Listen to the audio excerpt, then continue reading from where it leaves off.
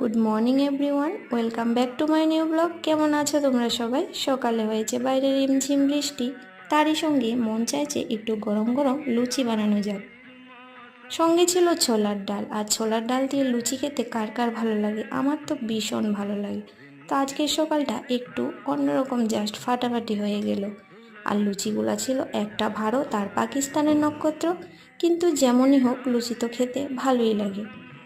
আজকের দিনে সমাজে ভালো মানুষের কোনো দাম নেই। যেখানে খারাপ কাজ হচ্ছে, প্রতিবাদ করতে গেলেই আমাকে এসে বলবে বা তোমাকেই বলে, তুমি কেন বললে, তোমার অন্যায়টা হয়েছে।